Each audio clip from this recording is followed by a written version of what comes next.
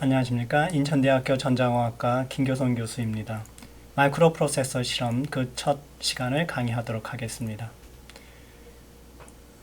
마이크로 프로세서 실험은 강의와 실습을 교대로 진행하도록 하겠습니다. 그리고 그 내용은 다음과 같이 세 가지 부분으로 나눠서 진행합니다. 즉, Introduction, Device Drivers, 프로젝트인데 Device Drivers하고 프로젝트는 병행해서 진행하도록 하겠습니다.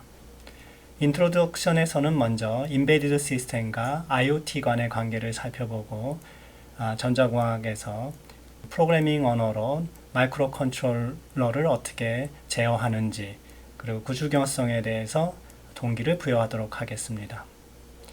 다음은 C 언어에 대한 간단한 리뷰입니다. 우리가 이미 1학년, 2학년 때 C 언어와 C++ 언어를 배운 바 있지만은 약 한 30분 동안 간단히 이를 리뷰해 보도록 하겠습니다. 그 다음은 한 학기 동안 사용하게 되는 보드에 대한 설명입니다. 우리가 지난 학기에 마이크로 프로세서 구조에 대해서 배우고 어셈블러를 사용해서 이를 제어하는 방법을 배웠습니다. 그와 유사한 마이크로 프로세서의 하나인 AVR이라고 불리는 애트메가 프로세서를 소개하고 그것이 장착된 보드를 설명하도록 하겠습니다. C 언어로 프로그램을 작성해서 그것을 마이크로 프로세서에 다운로드해서 컨트롤러를 구성할 때 컴파일러나 다운로더 같은 여러 가지 소프트웨어 툴이 필요하게 되는데 그것을 툴체인이라 이렇게 부릅니다.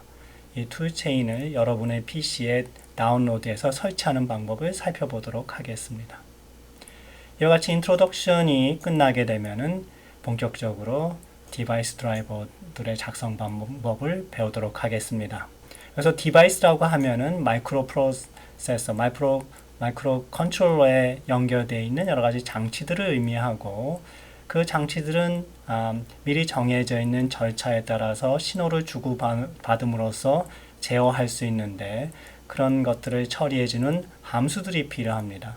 그런 함수들을 모아놓은 것이 디바이스 드라이버라고 하고 여러 가지 장치에 따라서 각각 다른 구현을 갖게 됩니다.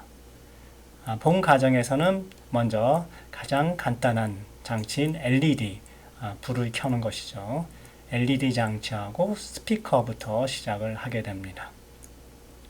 LED 장치는 여러 개를 우리가 사용하게 되는데 그들을 차례로 하나씩 켜보는 그런 프로그램을 한번 만들어 볼 겁니다. 이때 시간차를 두고 켰다 껐다 해야 되기 때문에 그 시간차를 만들어주는 방법으로 루프를 사용한 딜레이를 생성시키는 방법이 있고 그 외에 타이머를 사용하는 방법이 있습니다. 특히 타이머의 인터럽트를 사용하는 방법을 소개하도록 하겠습니다.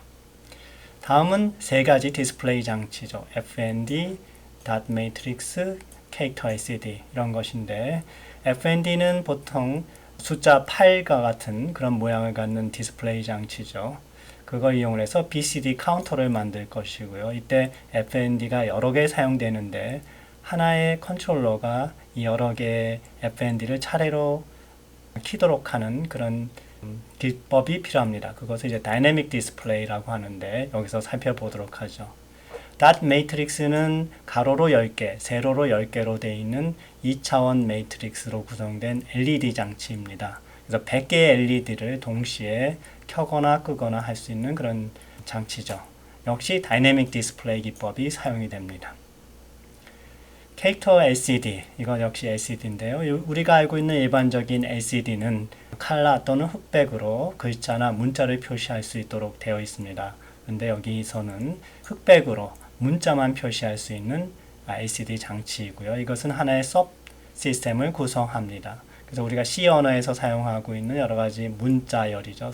캐릭터 스트링을 캐릭터 LCD에 표시하는 방법을 우리가 배우도록 하겠습니다. 이것을 앞에서 배운 이 타이머와 연계하게 되면 시계를 만들 수 있죠.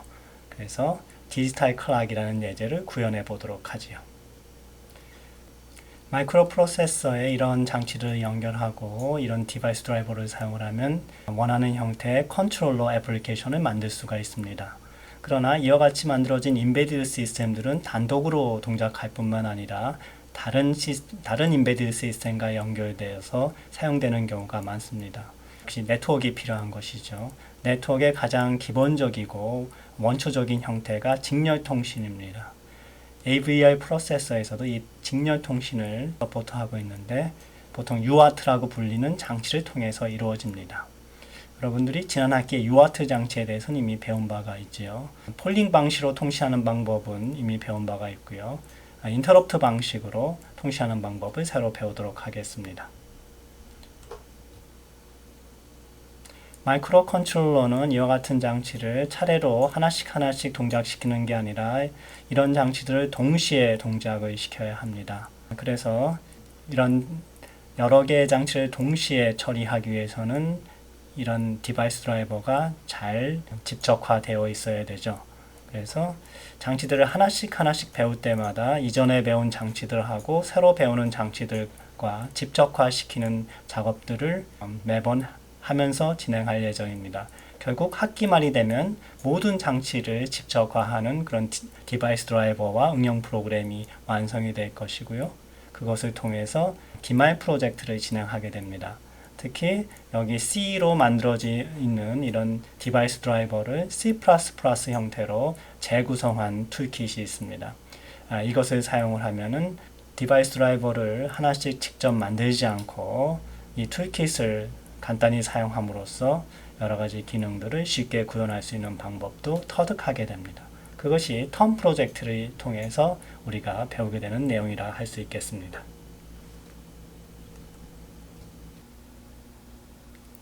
현대는 디지털 시대라 이렇게 일컬고 있습니다. 그 얘기는 많은 기기들이 전자화되어 있고요. 그 전자기기 중에 95% 이상이 전부 디지털 시스템이다. 이렇게 얘기를 할 수 있습니다. 이 디지털 시스템은 실제로 인베디드 시스템 형태로 구성이 되어 있습니다.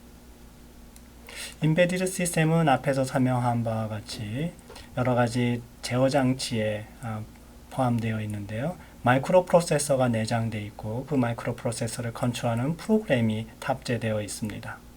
그런 것들을 인베디드 시스템이라 하고 그와 같은 시스템들은 이미 여러 가지 산업에 응용되고 있습니다. 공업에는 이미 오래전부터 응용되어 있고요. 그 외에 농업이나 가정에 그리고 빌딩이나 도시 이런 데도 전파되어 있습니다. 그리고 의료 부분에도 이미 사용되고 있죠. 뿐만 아니라 동물이나 일반적인 사물 이런 데에도 이런 인베디드 시스템이 적용이 돼서 그것이 네트워크 형태로 서로 연결되어 있는 상황이 되어가고 있죠. 특히 최근에는 유비퀴터스 센서 네트워크라는 그런 분야가 활발히 연구되어서 센서들을 이와 같이 네트워크로 연결해서 넓게 분포되어 있는 지역의 여러 가지 측정 값들을 모아서 네트워크를 통해서 전부 모아서 그것들을 한꺼번에 처리할 수 있는 그런 형태의 기술들이 개발되어 왔습니다. 그런 기술들이 집적됨으로 해서 기존의 PC나 사람들 중심의 인터넷 연결이 이제 사물들까지 모두 다 퍼져서 진화하게 되었다고 이렇게 볼 수 있습니다. 그것이 바로 인터넷 오브 띵스, 즉 사물 인터넷이다 이렇게 일컬고 있지요. 사물 인터넷 형태는 PC나 사람 중심의 연결이 아니라 이제 일반적인 동물이나 사물들까지도 전부 인터넷, 즉 네트워크에 연결되어 있는 상황을 얘기하고요. 그렇게 모든 사물들이 연결된 사회를 초연결 사회다 이렇게 얘기를 합니다. 우리는 이미 그 사회로 가고 있습니다. 2010년 기준 서로 인터넷에 연결되어 있는 기기가 125억이다. 이렇게 125억 개다 이렇게 기준했을 경우 2015년 벌써 올해죠. 2020년 각각 2배씩 이렇게 성장할 것으로 예측하고 있습니다. 즉 모든 정보가 인터넷에 올라와 있고 그것이 실시간으로 수집된다 이렇게 얘기할 수 있죠.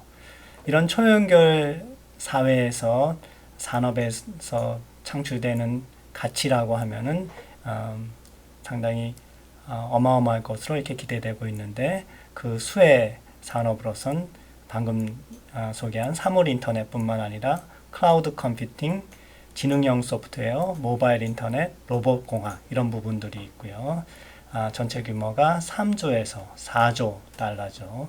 이 정도 수준으로 이제 산업 가치를 창출할 것으로 이렇게 내다보고 있습니다. 이것은 2014년 세계 경제 포럼하고 기타 자료에서 발췌한 내용입니다. 즉, 우리 사회가 이미 디지털 시대, 인베드 시스템 천지인 그런 사회로 가고 도달해 있다 그러면 앞으로는 IoT로 구성된 사회, IoT가 주거되는 사회로 이제 이동해 가고 있다 이렇게 보고 있고요. 이때 배우고 있는 이 마이크로 프로세서 실험이 이 전자공학 분야에서 얼마나 중요한 역할을 할지 여러분들이 짐작할 수 있으리라 생각이 됩니다. 인터넷 오브 띵즈를 개념적으로 표시한 그림들입니다.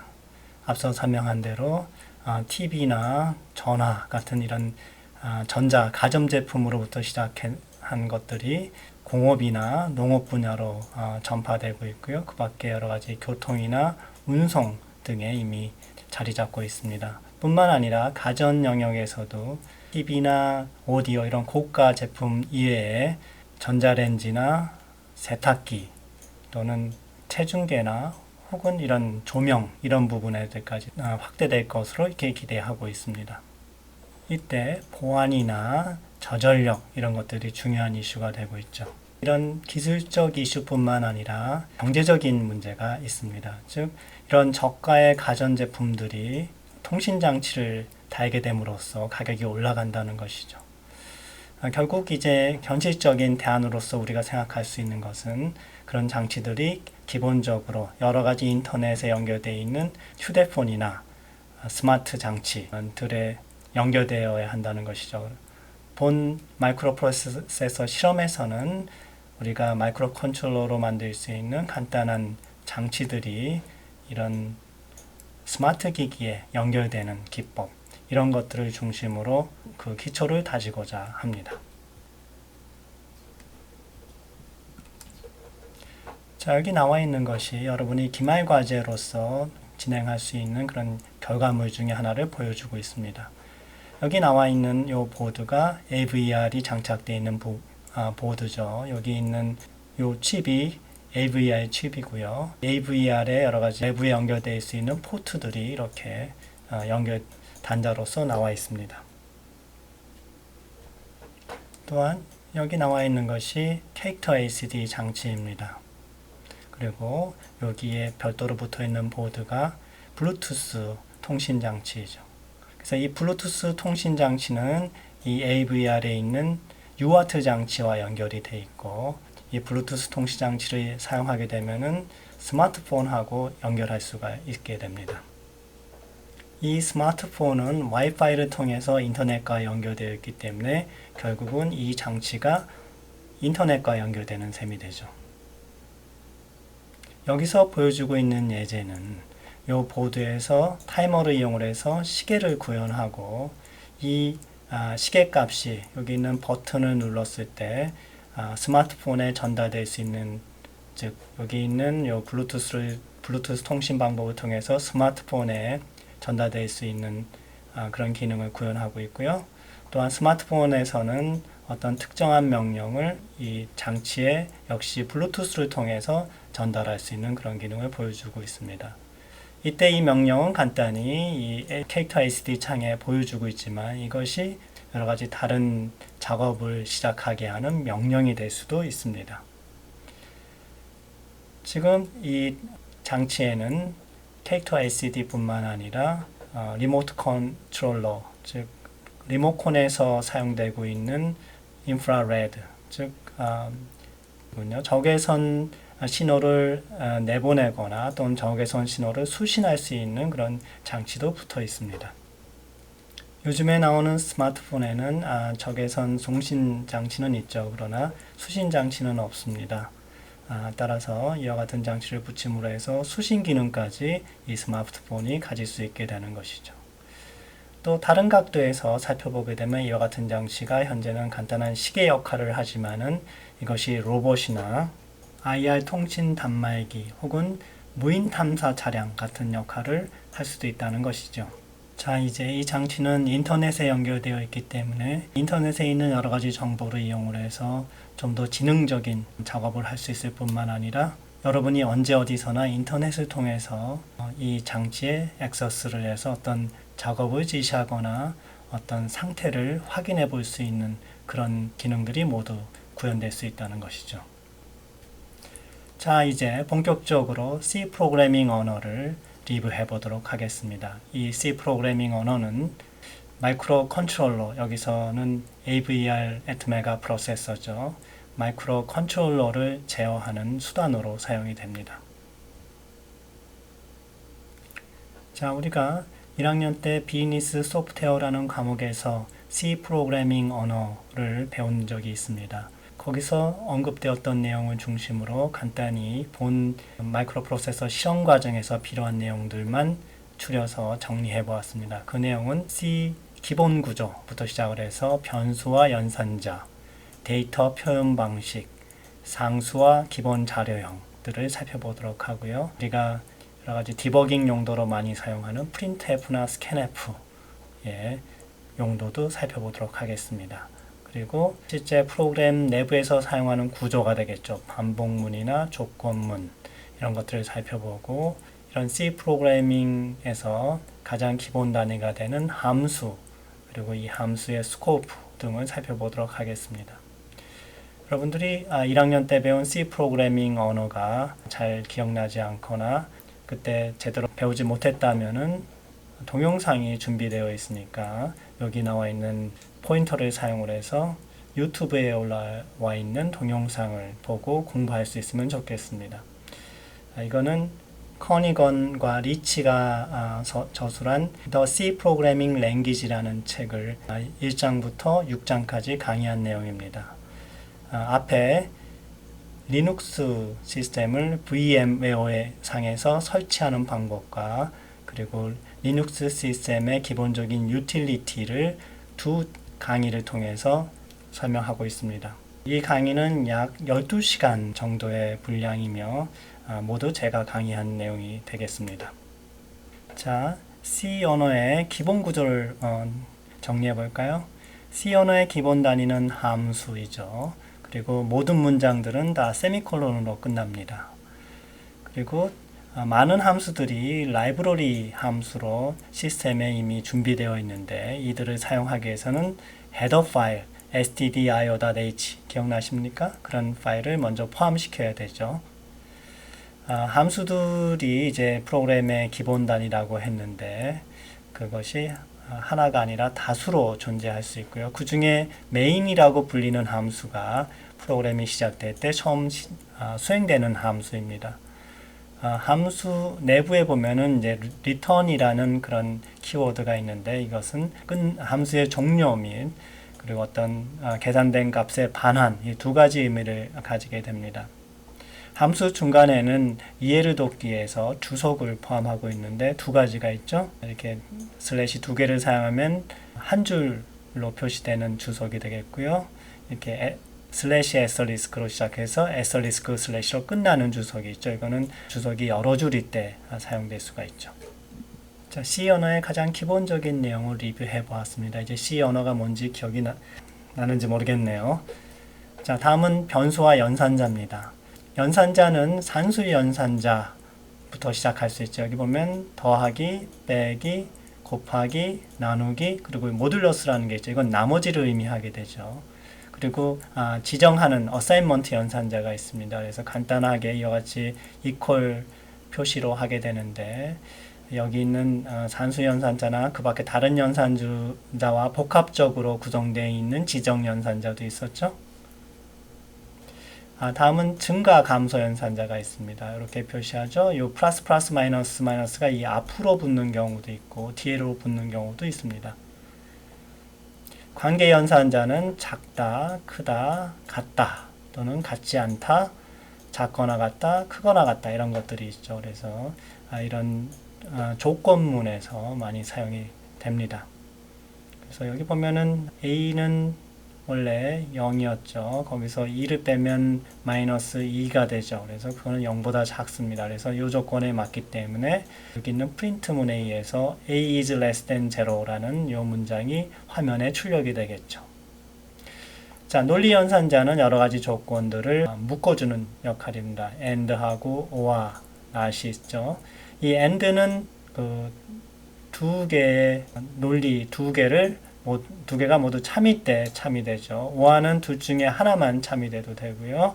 이 not은 원래 조건이 참이면 거짓이 되고 거짓이면 참이 되는 것이죠. 여러분들이 여기 나와 있는 이 조건들을 하나씩 살펴보면 모두 참이 됨을 확인할 수 있고요. 따라서 여기 있는 이 메시지들이 전부 화면에 출력될 것입니다. 자, 다음은 비트 단위 연산자입니다. and, or와 exclusive와 shift, not 이렇게 있죠. 여기 있는 and, or는 앞에 있는 논리 연산자하고 차이가 있죠. 여기는 이게 하나씩만 사용이 되는데 논리 연산자는 두 개가 사용이 되죠. 그 의미 자체도 다르죠. 이거는 여기 피연산자, 오퍼랜드라고 부르죠. 피연산자의 한 빛 한 빛이 전부 and 연산에 의해서 결과를 만들어내게 됩니다. 여기 나와 있는 예제로 각각 어떤 동작이 이루어지는지 살펴봅시다. 만약에 A와 B와 각각 8빛 변수라고 가정을 해봅시다. 그리고 그 내용이 여기 있는 바와 같이 1112, 0000 그리고 0011, 1200 이렇게 저장이 되어 있다고 해봅시다. 이때 A and B라는 연산을 하게 되면은 이와 같이 됩니다. 즉 둘 다 1인 부분에는 1이 나오고 그렇지 않은 데는 모두 다 0이 나오고 있죠. 자, 다음은 오화입니다. 오화는 둘 중에 하나라도 1이 되면은 1이 나오죠. 그리고 둘 다 0인 경우에만 0이 나옵니다. 자, 다음에 exclusive 오화죠. 이거는 두 개가 같으면 0이 나오고 다르면 1이 나옵니다. 그래서 여기 다르면 1이 나오고 다르면 1이 나오는데 이와 같이 둘 다 11이거나 둘 다 00이면 0이 나옵니다. 그 다음에 이 not 연산자는 이와 같이 1인 곳은 전부 0이 나오고 0인 곳은 전부 1이 이렇게 해서 반전되는 모습을 볼 수가 있습니다. 다음은 이제 shift 연산자죠. shift 연산자는 각각 왼쪽 또는 오른쪽으로 이렇게 shift 할 수 있습니다. 먼저 이와 같이 C가 10이라는 값을 갖고 있을 때 이것을 왼쪽으로 한 칸 이동시키면은 여기 있는 1이 이쪽으로 여기 있는 1이 이쪽으로 물론 이제 여기 있는 0들도 다 쫓아오게 된 거죠. 그리고 여기에 있는 0은 빠져서 없어지고 여기 한 칸이 비게 되는데 빈 칸은 0이 채워지게 되죠. 이렇게 되면 이 숫자 자체는 결국 24라는 값을 갖게 되죠. 즉 12하고 24를 비교하면 어때요? 결국 2배가 된 거죠. 그래서 왼쪽으로 한 칸 시프트 하면은 2배가 됩니다. 자, 그러면 반대쪽으로 오른쪽으로 한번 시프트를 해볼까요? 오른쪽으로 하나 시프트를 해보면은 여기 있는 1이 이쪽으로 나가고 1이 나가고 0이 나가고 여기 있는 0은 빠져나갔죠. 그리고 여기 하나 비어 있었는데 빈 곳은 이제 0이 채워지게 됩니다. 요 값을 보면 어떻게 돼요? 요 값은 6이 되죠. 원래 12에서 6으로 갔네요. 그렇죠? 반으로 줄었습니다. 그래서 오른쪽으로 한 칸 가면은 2로 나눈 그런 효과를 얻게 됩니다. 자, 그러면 여기 있는 12를 왼쪽으로 두 칸 가봅시다. 두 칸 가보면은 여기 있는 1이 여기 오고요. 여기 있는 1이 여기 왔죠. 그리고 여기 보면은 0이 두 개가 채워져 있습니다. 그리고 그 값은 48이 됐죠. 12가 48이 됐습니다. 4배가 된 것이죠. 실제로는 이게 한 칸 갈 때마다 2배, 2배 된 거니까 그게 누적돼서 4배가 됐다. 이렇게 설명할 수도 있습니다. 자, 시프트 동작에 대해서 살펴봤습니다. 다음은 이제 조건 연산자입니다. 조건 연산자는 기억나는지 모르겠는데 이게 오퍼레이터가 두 글자로 나눠서 들어가게 됩니다. 그래서 여기 앞에 있는 조건이 참이면 요 수식이 계산돼서 그 값이 전체 값이 되고요. 요게 거짓이 되면은 요 수식이 계산돼서 그 값이 전체 값이 됩니다. 그래서 여기 나와 있는 요 예제를 보면 그렇죠. 만약에 A가 B보다 더 크면 A 값이 이제 max에 어사인이 되고요. 만약에 A가 B보다 크지 않다 그러면 이제 B 값이 max에 어사인이 된다. 이렇게 볼 수 있죠. 자, 요 조건 연산자의 의미 알 수 있겠습니까?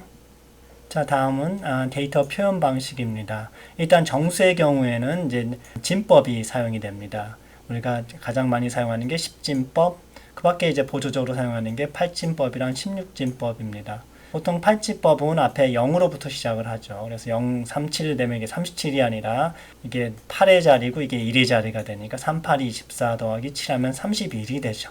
그 다음에 16진수의 경우에는 0x로 시작을 합니다. 그리고 여기 나와 있는 게 1f인데 이건 뭐냐면 1은 16을 의미하고요. f는 15를 의미하죠. 그래서 16 더하기 15는 31이 되죠. 이때 이 여기는 요 f 값은 대문자를 사용해도 됩니다. 여기는 x 값도 마찬가지죠.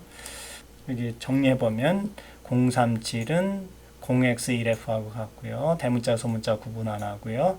그 다음에 10진수라면 그것이 31의 값을 갖는다. 이렇게 정리할 수가 있겠습니다.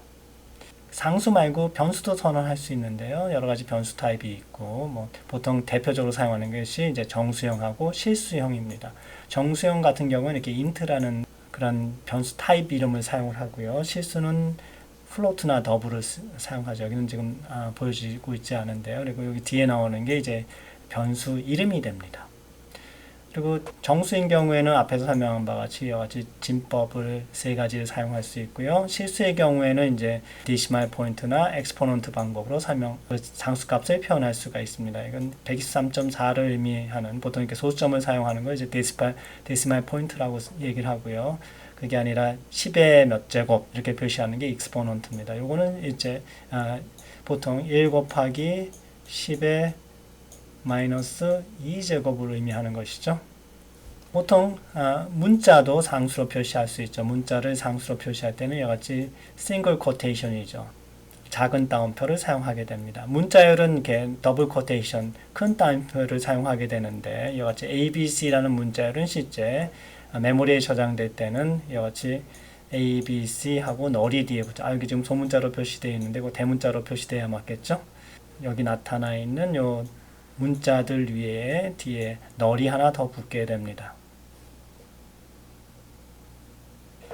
다음은 변수에 선언할 때 그때 사용되어 있는 데이터 타입을 정리해 보도록 하겠습니다. 크게 정수형하고 실수형으로 나누는데 정수형은 캐릭터, 숏, 인트, 롱 이렇게 네 가지 타입이 있습니다. 이 캐릭터는 1바이트고요. 숏은 2바이트, 인티저는 보통 4바이트고요. 롱도 4바이트 이상이 됩니다. 이때 signed 또는 unsigned를 사용할 수 있죠. signed는 음수를 표현할 수 있는 거고요. unsigned는 0보다 큰 정수값을 의미하게 됩니다. 실수형은 보통 더블하고 플로트하고 더블 타입을 보통 사용하게 되죠. 롱 더블이라는 것도 있습니다. 그래서 플로트는 4바이트를 사용하고요. 더블은 8바이트를 사용하도록 이렇게 되어 있죠. 자료형 변환이라는 개념이 있는데 이거는 어떤 수식에서 여러 가지 다른 데이터 타입의 변수들이 섞여 있을 때 그때 그러면 그 연산을 할 때 서로 다른 타입을 어떻게 계산해 줄 거냐 하는 그런 문제가 생기죠. 이때는 큰 쪽에 그러니까 데이터가 더 그 메모리를 많이 쓰는 그런 데이터 타입이 더 크다 이렇게 얘기를 할 수 있죠. 그래서 더 큰 쪽의 데이터 타입에 맞춰서 계산을 합니다. 그래서 예를 들어서 캐릭터랑 인티저랑 두 개가 섞여 있다 그러면 인티저 타입으로 바꿔서 캐릭터 타입을 인티저 타입으로 바꿔서 같은 타입으로 만들어 준 다음에 연산을 합니다. 그래서 여기 보면 부등호로 표시되어 있죠. 이쪽이 제일 작은 거고 이쪽이 제일 큰 겁니다. 그래서 어떤 거든지 두 개가 이렇게 섞여 있다 그러면 큰 쪽으로 타입을 맞춰서 연산을 해야 된다라고 보시면 되고요. 여기 있는 요 부등식 관계를 쉽게 적용할 수 있을 거라고 생각이 됩니다. 우리가 C 언어로 프로그래밍을 할 때 입출력을 위해서 사용하는 대표적인 함수 두 가지를 여기서 소개합니다. printf하고 scanf죠. printf는 출력할 때 주로 사용이 되고요. 기본적으로 화면에 출력하게 됩니다. scanf는 입력할 때 사용이 되고요. 키보드로 어떤 문자를 입력할 때 사용하게 됩니다. 그러나 이거는 화면에 출력하거나 키보드로 입력하는 대신에 파일에서부터 읽어드리거나 파일로 쓸 때도 역시 같은 함수를 사용할 수가 있게 됩니다. 이때 서식 문자가 이렇게 들어가게 됩니다. 그래서 보통 이게 첫 번째의 문자열 안에 이런 서식 문자가 들어가 있는데 보통 %로 시작을 하게 되고요. % 다음에 나오는 요 문자에 의해서 뒤에 어떤 타입의 변수 값을 찍을 것인지를 결정하게 됩니다. 그래서 D는 정수, C는 문자, S는 문자열, 캐릭터 스트링이죠. 그 다음에 F는 실수, 플로트나 더블 타입이 되겠습니다. 그래서 이런 식으로 출력하는 형식을 결정하게 됩니다. 이와 같은 문자열에는 여러 가지 알파벳이나 숫자 같은 게 들어가 있는데 특별한 글자도 포함되어 있을 수 있습니다. 예를 들어서 탭이나 뉴라인 줄바꿈이죠. 그 다음에 작은 따옴표, 큰 따옴표도 포함되어 있을 수 있는데 특히 이제 이런 따옴표들은 이 문자열의 시작과 끝을 의미하는 때도 사용이 되기 때문에 그것과 구분하기 위해서 이렇게 앞에 백슬래시를 사용을 해가지고 이것이 그냥 문자열에 포함되어 있는 따옴표다라는 것을 표시하기 위해서 이렇게 백슬래시 앞에다 붙여줍니다. 스캔F에서도 역시 같은 서식 문자를 사용하고 있습니다. 여기서 보면은 각각 %D, %F, %C로 되어 있기 때문에 여기 있는 A, B, C는 실제로 정수, 실수, 문자라는 그런 변수 타입으로 되어 있어야 되죠. 그리고 이 앞에 보면 여기 %가 붙어 있죠. 요거는 요 변수의 주소를 넘겨줘야 하는 것이죠. 그래서 그 주소가 가리키는 위치에다가 키보드에서 받은 데이터를 정수로 변환해서 여기다가 집어넣고 실수로 변환해서 여기다 집어넣고 그 다음에 문자 그대로로 여기다가 집어넣도록 이렇게 지시하는 겁니다. 다음은 C 프로그램에서 사용되는 여러 가지 구조, 즉 스트럭처를 살펴보도록 하겠습니다. 제일 먼저 나오는 게 이제 반복문이죠. 반복문에는 세 가지가 있어요. while, do while, for 이렇게 세 가지가 있는데 while문에서는 while이라는 요 키워드 다음에 조건이 괄호 안에 들어가고요. 그리고 반복 내용이 그 뒤따라오게 됩니다. 이거는 하나의 불락이 올 수도 있고 하나의 명령문, 즉 스테이트먼트가 올 수도 있습니다. do while은 이 do하고 while 사이에 이제 반복 내용이 들어가고요. while 뒤에 있는 요 괄호 안에 이제 조건이 됩니다. 그래서 이 조건이 참인 동안 이걸 반복하게 되죠. while하고 do while의 차이점을 보게 되면은 while은 이 조건이 맞지 않으면 이 반복 내용을 한 번도 수행하지 않지만은 do while에는 일단 한 번 수행하고 난 다음에 이 조건을 보고 다음에 반복해서 수행할 건지를 이제 결정하게 되죠. 그래서 while에서는 한 번도 안 할 수도 있고 여러 번 할 수도 있죠. 근데 do while에서는 꼭 한 번 이상을 이 반복 내용을 실행하도록 되어 있습니다. for loop은 좀 편리하도록 사용하게 되어 있죠. 그래서 괄호 안에 이제 세 가지 문장이 이제 포함됩니다. 초기문, 조건문, 증가문 이렇게 되어 있어요. 그래서 처음에 이 for loop이 실행될 때 보면은 이 초기문이 먼저 실행이 되고 그 다음에 조건을 먼저 본 다음에 조건이 맞으면 이 반복 내용을 수행을 합니다. 그리고 이 반복 내용이 완료가 되면 이 증가문을 수행을 하고 나서 다시 조건문을 보고 조건문이 맞으면 또 이 반복 내용을 수행하고 그 다음에 또 반복 내용이 끝나게 되면 또 증가문을 실행하고 그 다음에 또 조건문을 보고 조건문이 맞으면 반복 내용을 수행하고 이런 식으로 이제 계속 반복하게 되는 것이죠. 자, 이 오른쪽에 이제 예제가 나와 있네요. 그래서 보면은 여기 while 루프는 i가 0부터 큰 동안 이제 계속 i를 증가시키면서 출력하고 있습니다. 그러면 여기서 요 프린트문이 이제 반복적으로 출력이 될 텐데 맨 처음에 나오는 것은 뭐가 되겠어요? i가 처음에 100이었죠. 100이 0보다 큰 동안만 실행시키라고 그랬으니까 저는 i가 0보다 큰 동안만 실행시키라고 했으니까 100은 이제 0보다 크니까 먼저 99가 된 다음에 여기 99가 먼저 찍히겠죠. i of while 콜론 99가 먼저 찍혀 나오고요. 다음에 올라가 보면 i가 99이고요. 그래서 99는 0보다 크니까 또 감소시킨 다음에 또 찍으면 98이 되죠. 언제까지 되겠어요? 결국은 i가 0이 되는 순간까지 찍히죠. 왜냐하면 i가 1일 때 여기 들어와서 i가 1일 때 이 조건이 맞게 되죠. 그래서 1일 때 감소되면은 i가 0이 되고요. 그 0이 값이 여기 찍히고 끝나게 됩니다. 그래서 99부터 0까지 이렇게 찍히게 되죠. 자, 다음엔 이제 do while 문을 볼까요? 역시 100부터 시작합니다. 100부터 시작해서 일단 i를 하나 증가시키죠. 그리고 i of do while 한 다음에 찍어내면은 101이 찍혀나겠죠. 근데 i가 100보다 작을 때 하라고 그랬으니까 어떻게 돼요? 반복하지 않고 여기서 끝납니다. 그래서 여기서는 100일 하나만 딱 지키고 말겠죠. 근데 여기 착오가 있군요. i가 100부터 시작하는 게 아니라 아까 여기서 마지막으로 i는 0이 된 다음에 끝났었죠. 그러니까 0부터 증가가 되니까요. 즉 1부터 시작돼 가지고 100까지 찍혀 나오겠죠. 여기 아까는 이제 99부터 0까지 찍혀져 나왔는데 여기는 1부터 시작해서 100까지 찍혀 나오게 됩니다. 자, 여기서는 이제 i의 시작이 0이다라고 확실히 나왔죠. 여기서는 지금 헷갈렸었는데 이 for loop의 장점이 이렇습니다. 항상 초기화가 한 문장 안에 들어가 있기 때문에 쉽게 언제부터 어디까지다, 어디부터 어디까지다가 한눈에 보이는데 이 do while은 이 while이나 do while은 이제 그런 것이 실수할 수가 있죠. 자, 여기서 보면은 이제 i가 0부터니까 100보다 작을 때까지니까 0부터 99까지가 찍혀져 나오겠죠. 자, while, do while, for 이런 세 가지 루프 형태가 있는데 각각 장단점이 눈에 보이죠? 그래서 적당한 형태로 진행이 됩니다. 특히 이제 while은 한 번도 수행되지 않아도 되고요. 여러 번 수행돼도 됩니다. 근데 do while은 반드시 한 번 이상 수행이 돼야 된다는 것이고요. for는 간편하게 시작과 끝을 확실히 한눈에 보여줄 수 있는 그런 특징이 있습니다. 자, 이제 조건문으로 넘어갑시다. 조건문의 대표자는 이제 if, else 문이죠. 그래서 여기 보면은 if 다음에 가로 안에 조건이 들어가고요. 이것이 참인 때 이 부분이 수행이 되고요.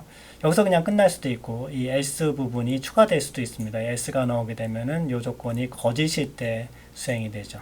그래서 조건이 참이면 얘만 수행이 되고 거짓이면 얘만 수행이 되죠. 그래서 선택적으로 수행할 때 이 조건문 if를 사용하게 됩니다. 여기 예제가 나와 있죠. 그래서 i는 0이고 i가 0보다 클 때 요걸 찍어내고 그렇지 않으면 요걸 찍어내라 이렇게 돼 있는데 i는 지금 0이기 때문에 요 문장이 찍혀져 나오겠죠. 뒤에 나오는 이제 조건문이 하나 더 있는데 그 조건문하고 우리가 앞에서 나온 루프에서 사용되는 이제 두 가지 그 키워드가 있습니다. break하고 continue 이 두 가지 키워드가 있는데 여기서 좀 설명을 하죠. break는 이제 반복문 또는 스위치문을 탈출할 때 사용하고요. continue는 이제 루프 내 남은 처리 내용을 건너뛰고 루프 시작 위치로 이동할 때 이 continue를 사용합니다. 자, 이해가 되는지 모르겠네요. 여기 이 예제를 봅시다. 이 for loop이 하나 있죠. 그래서 i가 0부터 시작해서 여기 비어 있을 경우에 이건 조건이 항상 참이 됩니다. 그래서 i는 0으로 하지만 이 조건은 항상 돌죠. 그러고 나서 i가 이제 한 번 돌 때마다 증가되고 있죠. 처음에 i는 0부터 시작하고 그래서 여기서 i 나누기 2에서 나머지가 여기 이제 나머지죠. 나머지가 0이면은 요걸 출력하고 그렇지 않으면 요걸 출력하죠. 근데 요걸 출력한 다음에 이제 continue를 시킵니다. 이거는 어떻게 되는 거냐면 continue를 시키면은 요게 시행된 다음에 요 continue를 만나게 되는데 이 continue를 만나게 되면은 요 밑에 거를 더 이상 시행시키지 않고 다시 위로 올라가서 위로 올라가면 어떻게 돼요? i가 증가되고 요 조건이 무조건 참이니까 또 밑으로 내려오겠죠. 이런 식으로 들어가는 거 이제 continue죠. 그래서 뒤에 요 continue 요 뒤에 거를 보지 않고 그냥 다 실행한 것처럼 해서 다시 조건문 초기로 되돌아가는 거. 이게 이제 continue죠. 자, 반면에 이제 break는 여기 있죠. 그렇죠? 이거는 이제 요 else를 거쳐서 밑에 내려왔을 때 i가 100보다 크면 여기 계속해서 루프를 돌다 보면 i가 처음에 0에서 시작했지만 이제 100보다 커지는 순간이 있겠죠. 그 순간이 되면은 찍어내고 그때 i 값을 찍어내고 브레이크합니다. 브레이크하면 요 for loop에서 빠져나오죠. 그렇죠? 그래서 만약 여기는 요 조건이었기 때문에 만약에 요 브레이크가 없다면 요 for loop은 무한대로 돌아갈 것입니다. 근데 요 브레이크 문이 존재하기 때문에 요 for loop에서 빠져나올 수가 있게 되는 것이죠.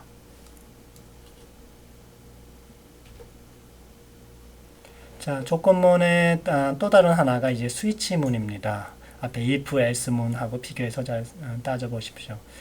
먼저 이 스위치 문의 요 괄호 안에는 어떤 조건식이 들어가고요. 요 조건식의 값이 각각 요 케이스 문에 있는 요 상수값하고 같을 때 해당되는 내용이 이제 실행이 됩니다. 그리고 그 케이스에 관계되는 수행 내용이 다 끝났을 경우에 이제 브레이크라는 키워드를 통해서 이 스위치문에서 빠져나가도록 하는 것이죠. 여기 보면 각각 케이스문 뒤에 브레이크가 되어 있죠. 만약에 이 브레이크가 없으면은 이제 그 밑으로 내려가서 다음 수행 내용까지 다 수행해 버립니다. 그렇게 하는 것이 필요한 경우도 있지만 대개는 그렇지 않죠. 그래서 여기 브레이크문을 빼먹지 않도록 조심해 줘야 됩니다. 여기 있는 예제가 나와 있죠. 그래서 i는 0으로 했는데 i 값이 이게 이제 조건 수식이라고 본 거죠. 아주 간단하게 변수 하나만 들어갔지만 요 값이 0일 때 요 내용이 수행이 되죠. 그러다가 브레이크문을 만나면 빠져나가게 되는 것이죠. 만약에 이게 i가 1이었다 그러면 어떻게 돼요? 요 조건에 맞지 않으니까 얘는 건너뛰고 이쪽으로 내려오죠. 그렇죠? 그래서 요 조건에 맞으니까 그때 얘를 수행하고 브레이크문에 의해서 빠져나가게 되죠. 만약에 이게 2였다 그러면 어떻게 되냐면 요 조건에 내려왔다가 맞지 않으니까 건너뛰고 요 조건에도 보니까 맞지 않으니까 건너뛰고 그래서 여기 와가지고 얘가 맞으니까 이제 얘네들을 수행하고 요 브레이크문에 의해서 빠져나가게 되죠. 자, 이렇게 수행되는 것이 요 스위치문입니다. 자, 이렇게 브레이크문에 의해서 빠져나가는 화살표가 여기 보여지고 있죠. 자, 마지막으로 함수를 살펴보도록 합시다. 우리가 함수, 즉 C 언어는 그 기본 구조가 함수라고 그랬죠. 그래서 함수가 하나 이상 이렇게 존재하게 됩니다. 그 대표적인 함수가 이제 main이라는 함수고요. 이거는 프로그램 시작할 때 처음에 수행되는 함수고요. 사실은 이 반복 몸체 안에 다른 함수들을 호출하게 되어 있습니다. 그리고 그 함수는 또 다른 함수를 호출할 수도 있고요. 자, 여기 예제를 볼까요? 이 메인 함수에 보게 되면 이제 while 루프가 하나 있고요. 그 다음에 다 끝났을 때 0을 리턴하는 구조로 이렇게 되어 있습니다. 이건 이제 생략해도 상관없습니다만 이제 이 프로그램을 실행시킨 그런 다른 환경에서 이 프로그램이 제대로 끝났는지를 확인해 보기 위해서 이런 숫자를 리턴하게 됩니다. 자, 여기 보면 그 메인 함수 위에도 이제 func1, func2라는 함수가 정의되어 있고요. 이 함수들을 요 메인에서 부르게 되어 있습니다. 우리가 C 언어를 배울 때 어떤 함수를 호출하기 전엔 반드시 선언을 해줘야 된다고 그랬는데 이렇게 정의만 돼 있고 선언이 안 돼 있죠. 사실 이거는 잘된 프로그램이라고 할 수 없습니다. 항상 이렇게 호출을 할 때는 선언을 해줘야 됩니다. 그렇지만 이렇게 정의가 이렇게 호출 전에 파일 구조상으로 봤을 때 호출 전에 나와 있다고 하면은 꼭 선언을 안 해줘도 상관없다 이렇게 볼 수 있습니다. 그래서 이게 앞부분에 나온 것이다 이렇게 볼 수 있죠. 자, 그 다음에 이제 이 함수하고 함수 밖에 선언되어 있는 이 변수들을 한번 구분해 봅시다. 일단 이 함수 밖에서 선언되면 이제 external variable이라고 이렇게 구분을 했었죠. 그래서 external variable의 경우에는 모든 함수에서 이게 다 보입니다. 그래서 여기 func1, func2에서 이 글로벌이라고 지칭하면은 모두 얘를 지칭하는 것이죠. 그래서 여기서도 증가되고 여기서도 증가됩니다. 근데 보면은 이 함수 안에서 이 automatic이라는 변수가 각각 선언이 돼 있죠. 같은 이름인데도 이건 뭐냐면 요 함수는 요 안에서만 사용이 되죠. 요 바깥에는 볼 수가 없는 거죠. 여기서는 그렇기 때문에 이름이 똑같아도 상관없다는 것이죠. 그래서 여기서 0으로 해놓고 여기서 증가시켜서 보면은 다시 이 함수에 들어왔을 때 요 변수하고 요 변수는 이제 완전히 다른 거죠.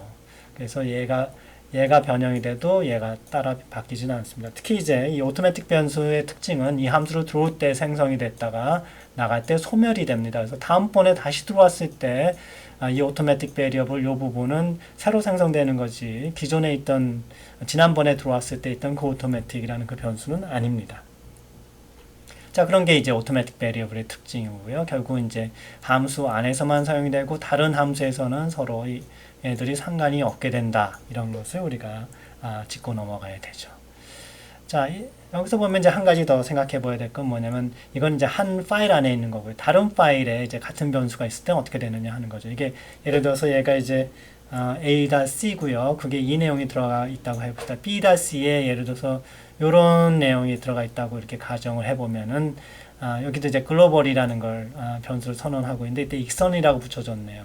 이렇게 되면은 여기 있는 요 글로벌이 여기 있는 요 글로벌하고 같다는 걸 의미합니다. 즉 나는 지금 정수의 글로벌을 선언하는데 얘는 지금 여기에 존재하는 게 아니라 다른 데 있다 라는 거고요.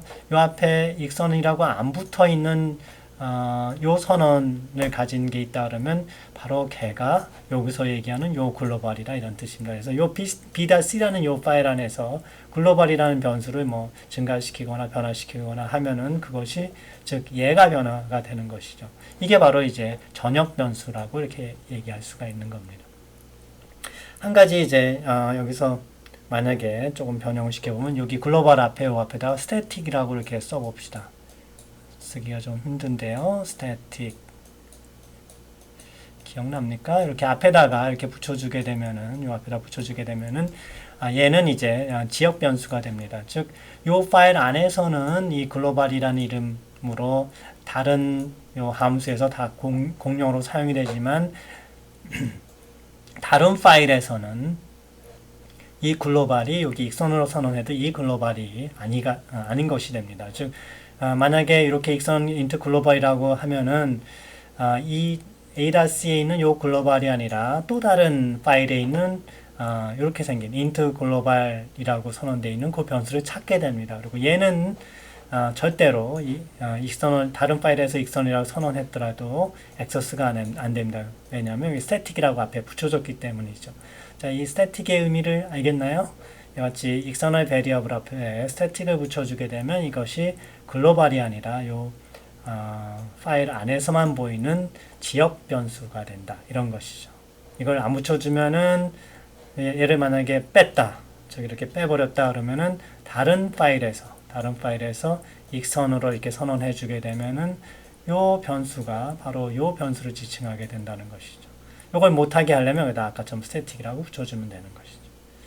자, 이제 변수의 스코프, 즉 허용 범위까지 이렇게 살펴봤는데 이제 C 언어에 대한 이제 기본적인 내용은 전부 리뷰를 해봤습니다. 여러분들이 만약에 그래도 C 언어에 대한 이해가 되지 않으면 아까 알려드린 그 유튜브에 있는 동영상을 참조해 보십시오. 제가 모두 다 강의한 것이고요.